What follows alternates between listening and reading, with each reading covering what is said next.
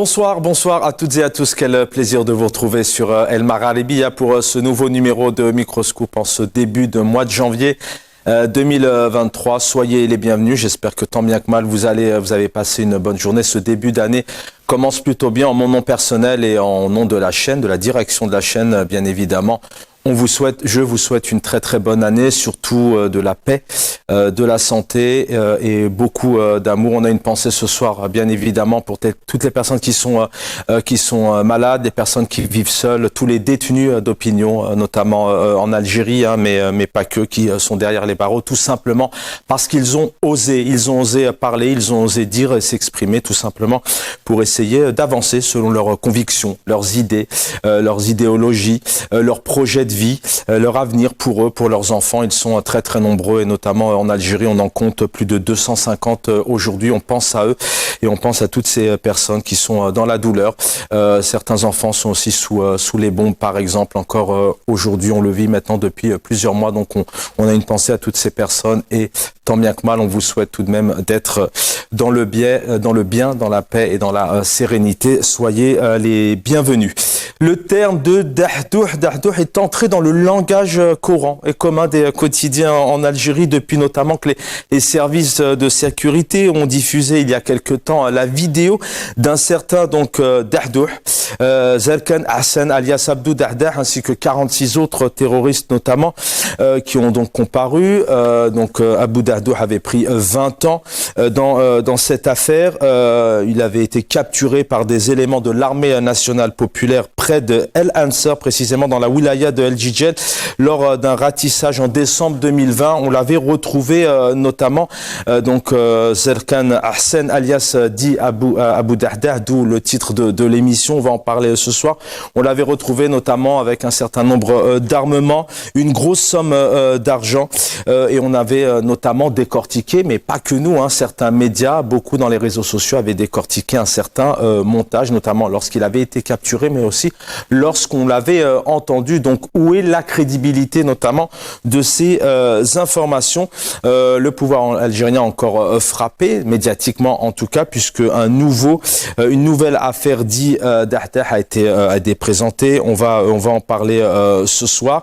Une expression notamment pour une grande partie des Algériens, rime avec synonyme de fabrication de preuves et une forte connotation de ridicule. En tout cas, c'est ce qu'on peut aussi lire sur les réseaux sociaux pour certains. Je cite, c'est devenu un mode de gouvernance. Plusieurs questions se posent. Donc, l'affaire en question, la dernière sortie, c'est le terroriste Merghani El Hadj Ali qui avoue son implication dans la planification d'opérations terroristes en Algérie. C'est ce qu'on a pu notamment entendre dans certains aveux diffusés mardi hier par la télévision algérienne. Le terroriste arrêté qui avait auparavant été actif dans un groupe terroriste, je lis l'APS, en Syrie, a donné des détails sur ses contacts début septembre 2022 avec le groupe État islamique en Afrique, notamment de l'Ouest. Bon, c'est un certain nombre d'éléments que vous pouvez retrouver sur l'APS, mais ce soir, on va pas spécialement s'arrêter sur ce jeune qu'on a entendu, mais sur des questions qui se posent. D'abord, pourquoi le présenter comme ça médiatiquement? Où est la présomption d'innocence dans un État, une nation, un État qui se dit démocratique, qui se dit de droit, enfin en tout cas pour le président actuel, Abdelmadjid Tebboune, en tout cas c'est ce qu'il dit lorsqu'il s'exprime énormément. Beaucoup d'affaires en Algérie, mais très peu sont entendues. Les Algériens veulent aussi aujourd'hui entendre par exemple certaines affaires comme l'affaire Ouyahia, l'affaire Haddad par exemple, les 20 milliards qui ont été récupérés dernièrement, comment ont été-ils récupérés? Où était-il? Un certain nombre de questions qui se posent. Il n'y a-t-il pas une instrumentalisation derrière, encore une fois, cette vidéo en 2022 où le champ médiatique devrait être ouvert notamment aux partis politiques, aux associations, à la jeunesse, aux sportifs, entre autres. Pourquoi diffuser ça à des heures de grande écoute? Il n'y a-t-il pas donc une instrumentalisation? Et une question qui se pose aussi, le pouvoir algérien ne souhaite pas encore aujourd'hui en 2022 entretenir une certaine peur, revenir au terrorisme. Est-ce que cela ne rappelle pas certaines méthodes des années 90? On va en parler avec nos invités. Et dans un deuxième temps, mais vous l'avez compris, c'est lié, on va revenir sur l'affaire de Ihsan El-Qadi, un confrère qui est maintenant donc derrière les barreaux depuis le 23 décembre dernier. Sachez que RSF, Reporters sans frontières, saisit l'ONU, donc après l'incarcération d'Ihsan El-Qadi, donc qui saisit l'ONU. On y reviendra tout à l'heure. Pour commencer, donc en parlant de ce confrère, de ces journalistes et de ces détenus d'opinion, l'affiche tout de suite sur vos écrans, rassemblement place du Trocadéro, c'est mardi prochain, non, ça sera samedi, pourquoi je parle de mardi, c'est à Paris par contre, pour exiger la libération de Ihsan El-Qadi et de tous les détenus politiques et d'opinion, la levée des scellés sur Radio M et Maghreb émergent puisque les établissements sont sous scellés aujourd'hui, le respect de toutes les libertés démocratiques en Algérie. On y reviendra tout à l'heure avec nos invités. Sur le plateau, Jamel Gessoum, bonsoir. Vous êtes président d'un centre de recherche en sciences sociales. Tout d'abord, bonne année à vous et à vos proches, bienvenue. Merci, bonne année et encore merci pour cette invitation et à votre invité. Merci. Avec nous aussi, Lyes Djebaili, le plaisir de le retrouver, ingénieur économiste, hirakiste, militant politique. Bienvenue, cher Lyes Djebaili. Merci Chaban pour votre invitation. Je salue votre invité et je salue toute l'équipe et je vous souhaite une bonne année 2023 à vous ainsi à nos tous compatriotes. En parlant de bonne année, ça ouvre l'émission, on en a parlé sur El Maralebia, bien évidemment, mais nous sommes encore que le 4 janvier. Le président de la République, M. Abdelmadjid Tebboune, a donc souhaité présenter ses vœux samedi dernier. Voilà ce qu'il dit, l'année 2022, avec ce qu'elle a vu comme événement, décision, indicateur positif, dit-il, pour l'Algérie, et amélioration des conditions socio-économiques, c'est un secteur que vous connaissez, Lyes Djebaili, réalisé grâce à la détermination de tous les Algériens, donc tire à sa fin. Donc il parle d'une nouvelle année 2023, une année qui verra la consécration des souhaits et aspirations du peuple algérien et la poursuite du changement pour le mieux. Une année 2022 qui tire à sa fin avec des conditions, une amélioration, des indicateurs positifs. On connaît le quotidien quand même assez difficile des Algériens. Lyes Djebaili, on va commencer par vous. Et puis le président de la République qui voit une année de la consécration et des souhaits et aspirations du peuple algérien quand on sait qu'aujourd'hui, la liberté d'expression, c'est très difficile en Algérie. Merci Chaban. Tout d'abord, je dois informer mes chers compatriotes qu'après le budget alloué à l'armée de 23 milliards de dollars, la présidence de la République elle a un budget de fonctionnement de 610, je dis bien 610 millions d'euros, c'est-à-dire 1,67 million par jour. Comparativement au budget de fonctionnement de la présidence française, il est de 114 millions d'euros. 610 millions d'euros, la présidence de Tebboune, 1,67 million d'euros par jour, comparativement à 114 millions d'euros budget de la France. Je me pose la question, que fait-il avec 1,67 million d'euros par jour alors qu'il n'est jamais sorti de sa présidence? C'est ça la question qu'il faut se poser. 94 milliards, le plus grand budget voté après l'indépendance, 23 milliards à l'armée et 610 millions d'euros pour la présidence. Quant aux activités, quant à la création des activités, la valeur travail, fournir les conditions notables pour le peuple algérien, ça c'est aux accusés des absents. Merci. Donc pour répondre un peu à ma question, ça va mal en Algérie pour l'instant. Il n'y a pas d'indicateur positif selon les vœux du président Abdelmadjid Tebboune, puisqu'il vient en tout cas ça c'est positif pour lui, puisqu'il vient de s'allouer un très gros budget, et vous faites bien de le rappeler parce que c'est un budget alloué au fonctionnement du palais, de la présidence hors ministre. Réaction sur les vœux rapidement. C'est une continuité sur la réflexion de ce soir, puisqu'on a à la fois là, un président qui est plutôt optimiste, et puis on a à la fois d'un côté aussi une présidence, un gouvernement qui nous annonce de nouvelles affaires dites de Dahdouh par exemple. Une réaction là-dessus? Alors une réaction très très rapide. Vous avez ouvert le débat sur les vœux et la question des événements, des nouveaux éléments qui seraient survenus, les indicateurs économiques, oui. Alors de ce point de vue, les indicateurs économiques, mais pas seulement, les événements, c'est effectivement, par exemple, d'avoir permis que 60 000 professeurs puissent prendre leur place réelle alors qu'ils étaient en contrat depuis des années. C'est également l'augmentation de la retraite, de l'allocation de chômage. L'allocation de chômage qui, je le précise, n'existe dans aucun pays d'Afrique, même pas même d'Amérique du Sud. C'est également... Alors là, je rebondis sur la question des 23 milliards de dollars concernant qui sont réservés au budget de l'armée.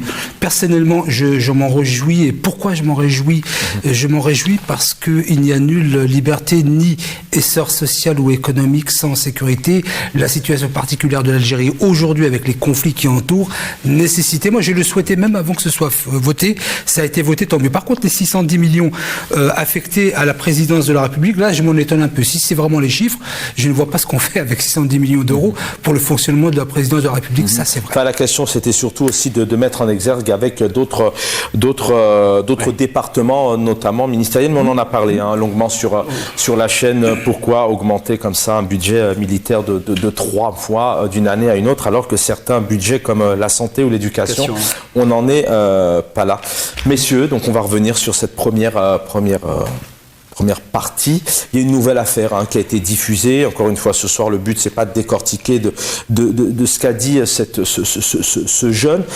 Mais pourquoi est-ce que en 2022, pas de présomption d'innocence, on affiche comme ça des personnes arrêtées d'une manière où peut-être, alors on connaît un peu les certaines peut-être manipulation, instrumentalisation des dernières affaires dites d'Ahdouh. C'est quoi ici? Il y a une instrumentalisation, les Djebali.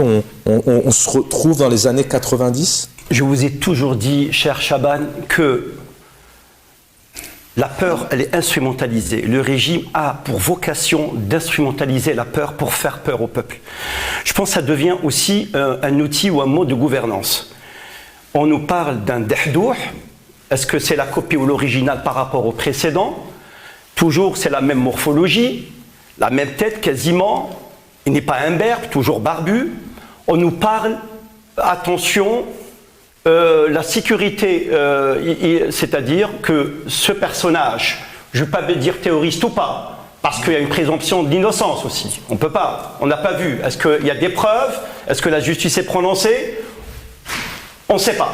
En tout cas, les services secrets ou les autorités le présentent comme un terroriste avec 41 personnes qui ont l'intention de planifier des actions terroristes en Algérie. Vous savez, ça renvoie à la décennie noire. L'Algérie a vécu une pathologie, une psyché humaine, la violence, non seulement une double catastrophe, non seulement civile, psychologique, politique durant les années 90. On ravive un peu ces traumatismes, ces affres de traumatisme, des traumatismes intentionnels. Pourquoi? Parce que le terrorisme ou la terreur frappe les esprits, et bouleverse la pensée. C'est très important. Donc on renvoie toujours aux années 90. Mais ça, alors, quand on fait ce constat-là, selon vous, et c'est la même question pour Jamel Gessoum, d'ailleurs, qui a aussi travaillé, qui travaille encore aujourd'hui avec des citoyens, citoyennes, des jeunes, et qui ont un certain nombre d'éléments négatifs, de peur, parfois de terrorisme à différents niveaux, notamment dans leur conscient. C'est quoi l'objectif alors, notamment du pouvoir algérien, de continuer à diffuser, à dire aux Algériens, ne vous inquiétez pas, on a encore détrôné une affaire, vous êtes en sécurité. C'est quoi? Quel est le message? Le message, de facto, ils ont le monopole de la violence. L'État a le monopole sur la violence, c'est normal. C'est-à-dire, quand je dis, c'est lui qui gère les institutions, c'est lui qui gère un peu les autorités judiciaires et policières, ainsi de suite. Mais pourquoi, à chaque fois, il essaie de raviver cette douleur, en fait. Pourquoi à chaque fois on veut frapper les esprits? Il y a des familles qui ont subi les exactions, les violences, les viols durant la décennie noire. Moi, j'ai toujours dit, je le dis, je le redirai, le Hirak est une revendication politique.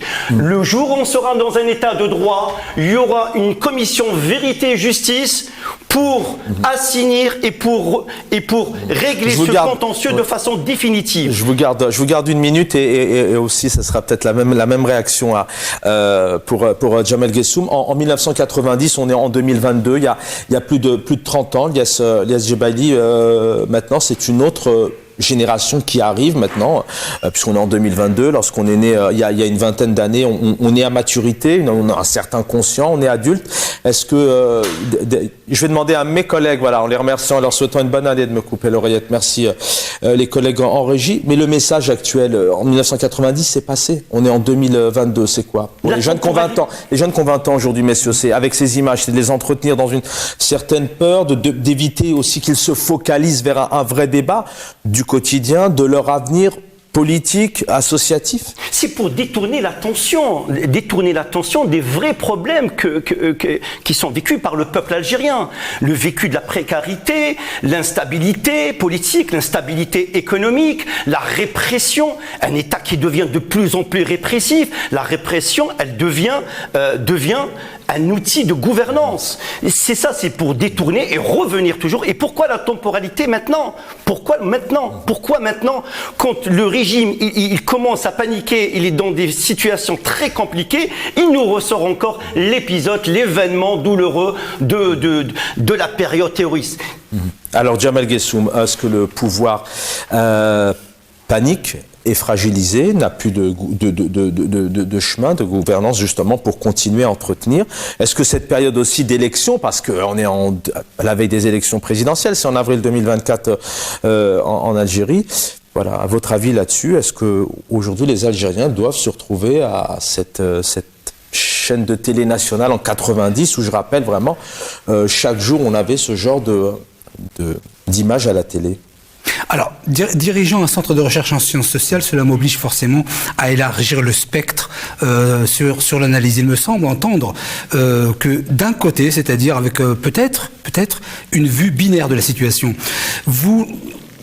ce qui a été évoqué sur ce plateau jusqu'à maintenant, c'était une voie, celle de l'instrumentalisation et de la fabrication. Question.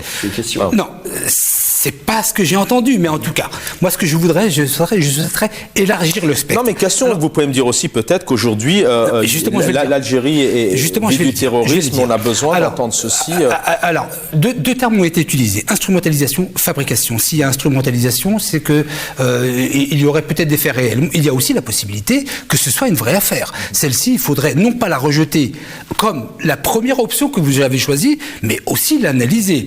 Secondement, je pense que les autorités algériennes n'ont que faire et se fichent totalement des résultats d'une instrumentalisation d'une telle affaire, au même titre que le président Tebboune, à l'époque des élections, avait dit, des élections législatives, qu'il se fichait à la limite du taux de personnes qui allaient participer. Voyez. Mais vous, en tant qu'Algérien, en tant qu'Algérien, quand vous regardez ces vidéos aujourd'hui en 2022, où on vous présente comme ça un jeune qui est entendu, on l'écoute devant les caméras de télévision. Alors encore une fois, on en parle assez malheureusement sur ce plateau, la présomption d'innocence, l'enquête, etc. Parce que ça, c'est unique à l'Algérie. Quand vous voyez ça, pour vous, qu'est-ce que vous apprenez de plus? Alors là, j'attire, et je voudrais mettre en lumière l'expérience que vous me connaissez, Chaban. J'ai travaillé des années en prison.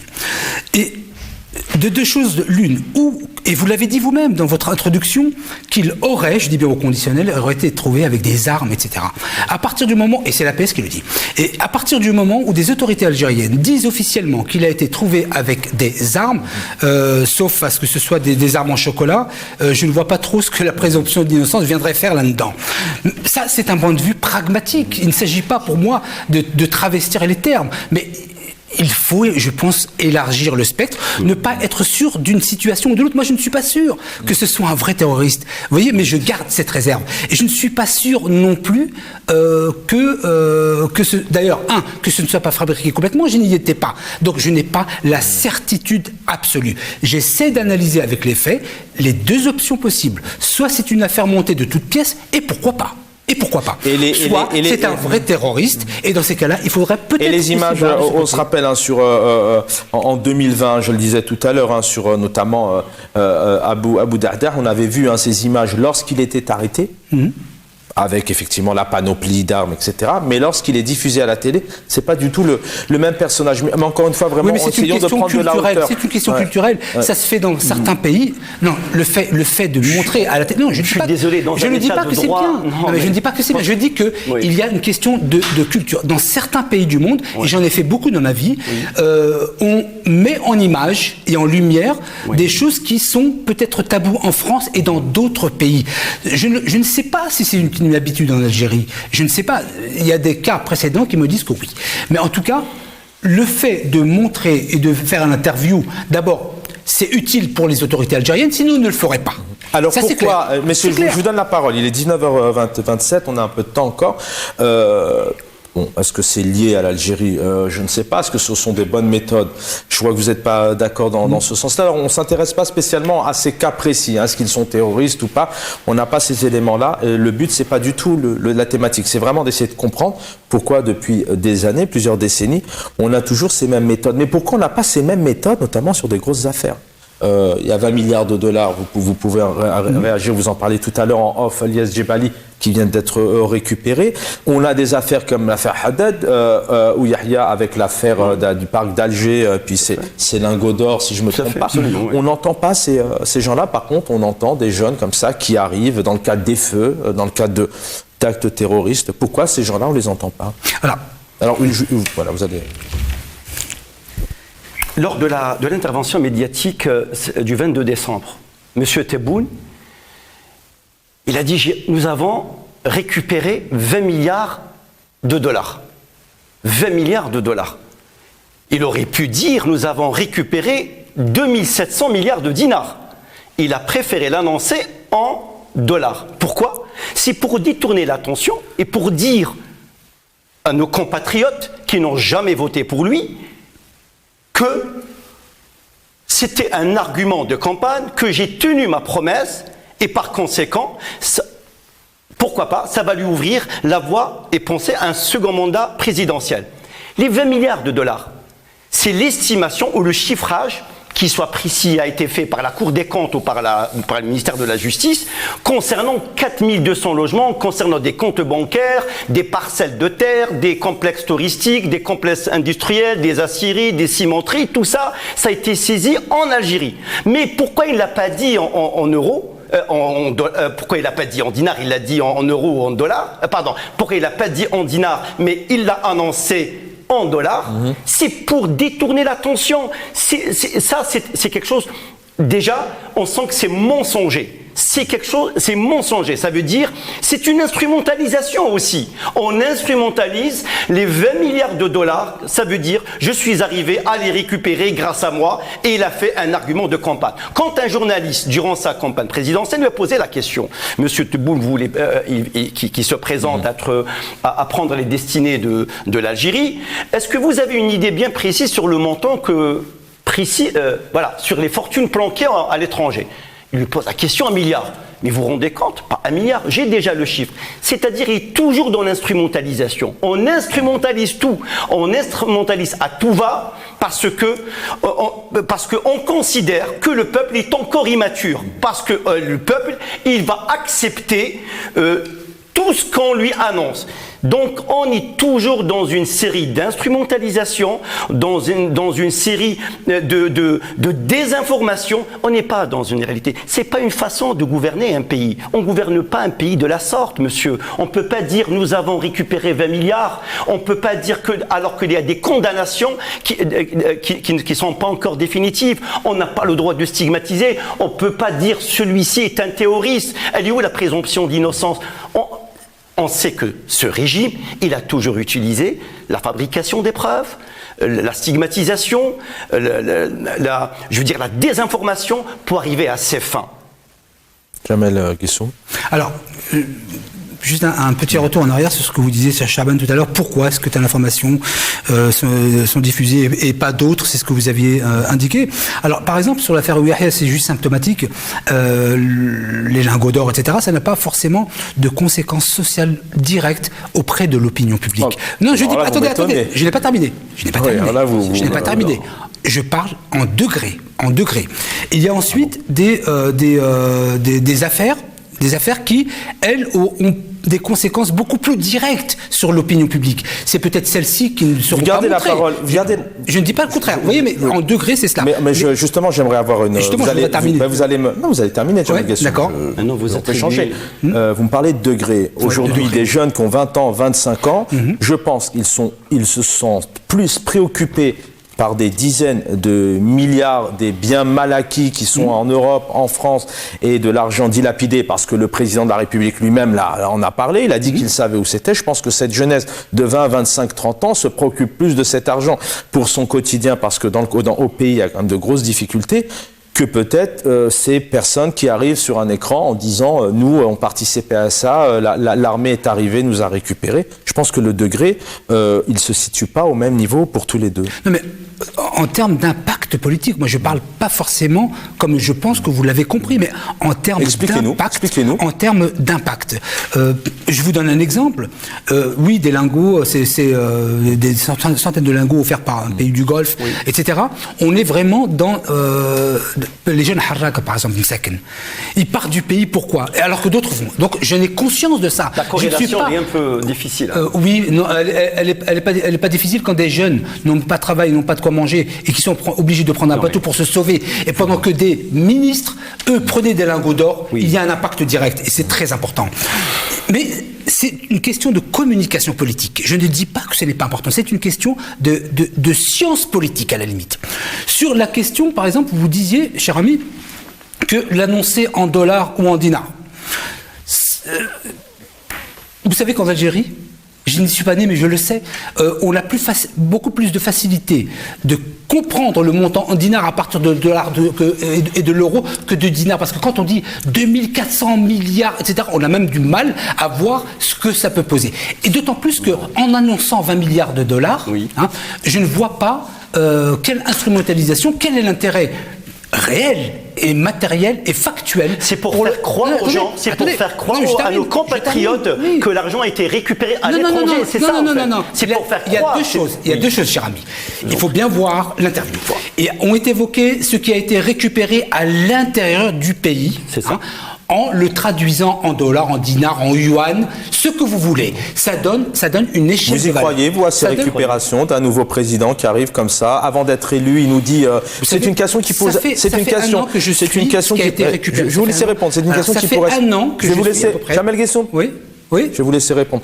C'est une question qui pourrait se poser d'ailleurs dans plusieurs pays du monde. Un président en pleine campagne électorale dit clairement... En pleine campagne électorale. Oui, avant d'être président. Avant d'être président, je sais où est l'argent, vous inquiétez pas, je vais la récupérer. Donc ça, c'est fort.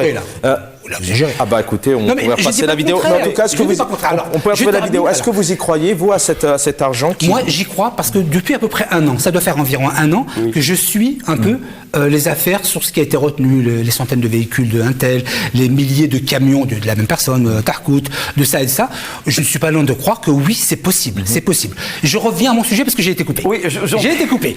Sur l'interview, il y a eu deux volets. Oui. Ce qui a été récupéré à l'intérieur du territoire, 20 milliards de dollars, et il y a ce qui peut être récupéré à l'extérieur, et il l'a précisé. Il a été honnête de ce point de vue. Il a dit, je ne sais pas il y a combien à l'étranger. Monsieur Guessoum, l'Algérie a demandé une entraide judiciaire. Oui. Je pense qu'il y a 30 pays apparemment qui sont concernés. C'est vrai. Voilà, il y a 30 pays concernés. Elle a demandé une entraide judiciaire. Est-ce qu'elle a fait appel à Eurojust ? Est-ce qu'elle a fait appel à Star Initiative? Ce sont des organismes comme Eurojust, c'est un organisme européen qui renforce la coopération judiciaire entre les États membres de l'Europe et qui est capable au fait de faire des poursuites. Il y a un organisme aussi des Nations. Sans l'aval des États membres de l'Union européenne, par exemple. Oui, Donc vous passez. oui. Vous êtes en train de me dire, parce que je connais le sujet, vous êtes en train de me dire que en passant par ces organismes, avant même de passer par les États concernés par ces choses, juridiquement, ça ne tient pas, monsieur. D'abord, on passe par, il y a Interpol, il y a Europol, il y a les États eux-mêmes. Il y a deux instruments. Vous avez Initiative Star, vous devez la connaître. Initiative Star, c'est un office des Nations Unies qui travaille conjointement avec la Banque mondiale, qui essaye un petit peu de trouver les refuges où l'argent est planqué. Qui vous dit que ça n'a pas été fait ? Qu'est-ce qui vous garantit que ça n'a pas été fait ? Je vais vous dire, monsieur Guessoum. Dites-moi, comment vous avez la garantie que ça n'a pas été fait ? Très simple, vous avez raison. Restons rationnels. Je vous laisse finir là-dessus, je voudrais qu'on passe à la deuxième partie. Lors de la déclaration de la politique générale du Premier ministre, devant les députés à l'Assemblée, à l'APN, il a dit que il y a le ministère de la Justice qui a délivré 219 commissions rogatoires. 219 ou 220. Peut-être vous connaissez le chiffre. 43 qui ont été exécutés et 151 en cours de traitement. D'accord. Le résultat, c'est quoi ? C'est ce que vous venez de dire. Donc c'est en cours. Non, les 43 qui ont été exécutés. Les 43 qui ont été exécutés. On n'a rien récupéré, monsieur. On n'a rien récupéré. Faire croire... N'étant pas devin, je ne peux dire ni oui ni non. Vous avez peut-être des informations que moi je n'ai pas. Moi, je reste dans la cohérence. Messieurs, on a compris, on ne vous mettra pas d'accord là-dessus. On s'est mis d'accord. On va passer à la deuxième partie qui est liée, puisque en ayant ces affaires comme ça, sur les écrans de télévision, à des horaires de grande écoute, notamment au sein des chaînes de télé publiques, comme nos confrères de chaîne chez l'ENTV, il y a pendant ce temps-là des journalistes qui tentent de faire leur travail et qui malheureusement ont beaucoup de mal. Liberté a été fermée, la situation d'El Watan, c'est pas du tout ça. Ehsan El Qadi aujourd'hui est derrière les barreaux après plusieurs mois, notamment d'intimidation, de sommation de faire fermer les locaux. Donc il est derrière les barreaux depuis le 29 décembre dernier. On va regarder vous allez pouvoir apercevoir sur vos écrans. Voilà, RSF saisit l'ONU après l'incarcération d'Ehsan El Qadi en Algérie. Donc en réponse à cette incarcération. Donc Reporters sans frontières, je vous le disais, sur l'acharnement judiciaire subi par le journaliste depuis 3 ans et dénonce cette ultime tentative de réduire au silence les derniers médias indépendants, notamment en Algérie. Donc un courrier, vous avez à l'écran, que vous pouvez retrouver sur le site d'RSF, un courrier qu'on n'a bien évidemment malheureusement pas pour l'instant sur l'APS, sur l'agence presse-service algérienne. Hier, RSF a saisi, je vous le disais, en urgence la rapporteuse spéciale de l'ONU sur la promotion et la protection du droit à la liberté d'opinion et d'expression. Et Ehsan El Qadi, suite à sa détention. Donc c'est Irène Khan qui saisit l'ONU. Jamel Guessoum, vous êtes aussi un homme de médias.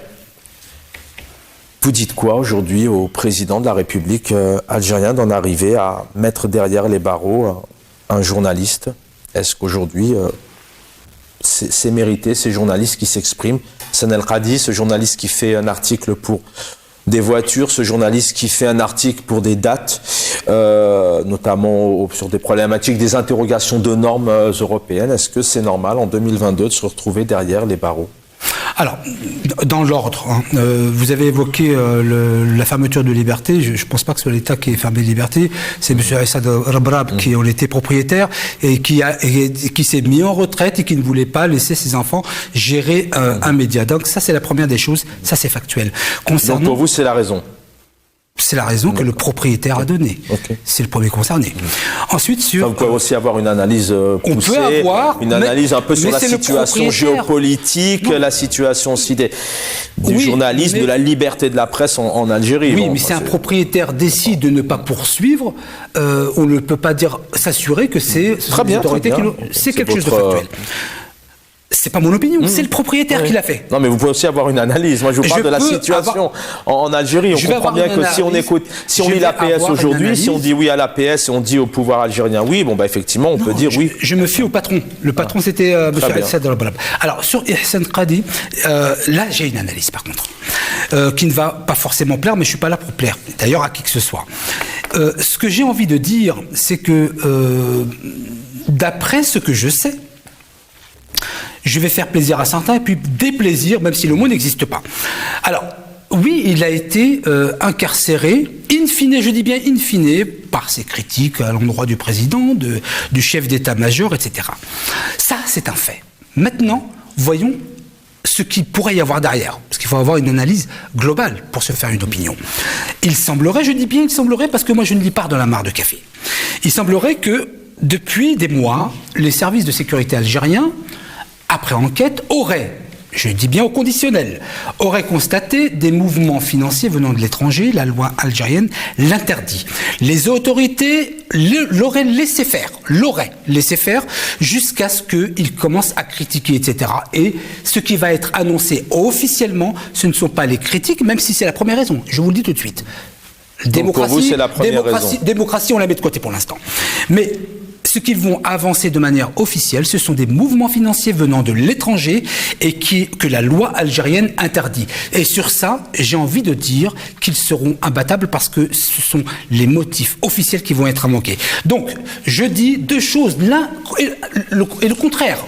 Je ne suis pas, je suis psychiquement équilibré, mais je suis aussi pas naïf. Donc, des mouvements financiers auraient été vus et perçus venus de l'étranger, alimentant des sociétés de M. Kadi.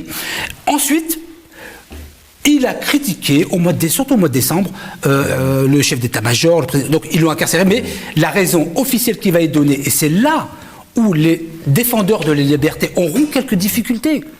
Et je parlerai tout à l'heure de Rachid Nekaz dans d'autres termes, dans beaucoup d'autres termes, mais c'est ce que je vois à travers les informations. La situation alors on en parle tous les jours, c'est important, mais c'est lié aussi aux détenus d'opinion. D'abord, on rappelle que Essane El Khadi donc a été interpellé en pleine nuit, encore une fois dans des conditions très particulières, alors que il est algérien, il vit en Algérie, il est public, etc. Ces établissements ont été mis sous scellé, ont été pillés. Il a sorti un article, une analyse notamment le 17 décembre dernier. Le journaliste qui montre notamment l'assentiment de l'armée algérienne pour un deuxième mandat de Tebboune n'est pas encore assuré à ce dernier. Dans cet article, il s'agit d'une bombe qui a été lâchée à une année seulement des prochaines échéances électorales prévues en Algérie en 2024. Voilà à peu près ce qu'on peut peut-être analyser pour certains. Mais est-ce que c'est mérité aujourd'hui? Est-ce qu'un journaliste n'est pas là justement pour dire... On peut prendre la France par exemple, Yass Jebali, où tous les journalistes en pleine élection, campagne électorale, déplatent tout, disent tout et n'importe quoi, parfois s'enflamment, mais on n'est pas derrière les barreaux. Après l'article liberticide 87 bis, maintenant c'est l'article 95 bis en fait. Donc voilà, on a deux articles sur lesquels on articule les deux articles, on gravite autour pour arrêter des militants, des journalistes, et pour mettre fin à la presse libre, parce que la presse libre en Algérie dérange le régime. Le régime ne veut pas de presse libre en Algérie, c'est très important. C'est ça, il faut partir à partir de cette donnée. Le régime a horreur de la presse libre, ne veut pas, il veut bâillonner toute la presse libre. Vous parlez du journal Liberté, Al-Watan qui est en difficulté financière. Vous parlez de Liberté, certes, son propriétaire, M. Rabrab, il a décidé de se retirer, mais est-ce que vous n'avez pas une autre lecture? Est-ce qu'il n'y a pas une pression du régime pour mettre fin, parce que Liberté, quand même, c'était un journal francophone. Voilà. Vrai. Donc, il y a une autre. C'est une presse différente de celle des presses publiques. De reste. Absolument. Qui essaye de faire son travail de journalisme. Il faut se poser la question. Déjà, Essane Khadi a été arrêté hors d'un cadre légal. Il a arrêté la nuit du 24 au 25. Ça vous dit rien, monsieur Guessoum, la nuit du 24 au 25? Vous voulez réveillonner? Quel est le lien? Parce que les institutions, les organisations internationales, ils vont rentrer en trêve pour une durée d'une quinzaine de jours.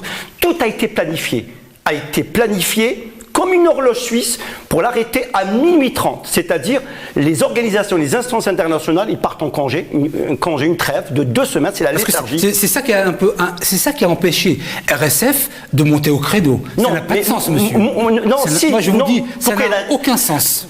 Il y a plusieurs grilles de lecture. Il a arrêté parce que peut-être les organisations et les instances internationales, elles partent en trêve, je veux dire en congé. De deux, c'est pour faire peur, pour dire à tout moment, et troisièmement, c'est une façon d'humilier.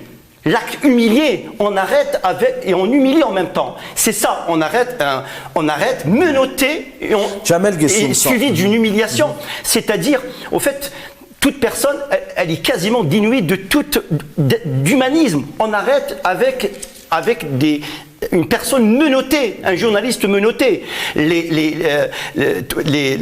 C'est-à-dire les locaux sous scellés, mis en sous scellés. 2, 3. Pour quelle raison on se pose la question. Il n'a pas été informé. Quelles sont les charges retenues contre lui? Je veux dire, on se pose la Jamel question. Gessoum, en ayant un peu en prenant de la hauteur, hein, bon, on parle de l'Algérie. Ce soir, on pourrait parler d'autres pays en termes de presse, mais si on prend vraiment de la hauteur, on n'a pas l'impression, alors c'est une question ouverte, c'est pas à moi de donner mon avis, mais est-ce qu'on n'a pas l'impression qu'en Algérie aujourd'hui, il n'y a plus de presse? Réellement, Mais ce n'est pas qu'une impression. C'est-à-dire que la difficulté en Algérie... Est-ce qu'on peut faire son travail de journalisme? Est-ce qu'aujourd'hui, on peut aller critiquer, aller sortir des dossiers, pour rester poli, sur certains ministres, comme ça a été fait pour le ministre de la Justice en France dernièrement, par exemple? Est-ce qu'aujourd'hui, on peut, en tant que journaliste, essayer de faire ce travail? Je vais être très trivial et je vous prie d'ailleurs de m'en excuser. C'est que la presse en Algérie a été castrée depuis des années. Si bien qu'on est arrivé à un moment donné, jusqu'en 2019, et peut-être que ça continue certainement, que aucun journaliste, encore moins des journalistes de chaînes publiques ou de presse publique, même privée, demandait l'autorisation au service pour dire telle ou telle chose. Elle a été tellement... Et c'est devenu une presse soumise. Pourquoi ce pouvoir? Je vais vite un peu parce qu'il reste, et je sais que vous vouliez évoquer aussi un sujet, vous l'avez dit tout à l'heure, je vais un peu vite. Est-ce que réellement l'Algérie, c'est quand même un grand pouvoir, un pouvoir en termes de sécurité, il y a une organisation, on est en 2022, est-ce qu'il y a réellement aujourd'hui un chef d'État, un ministre, des ministres doivent être réellement fragilisés, avoir une crainte d'internautes,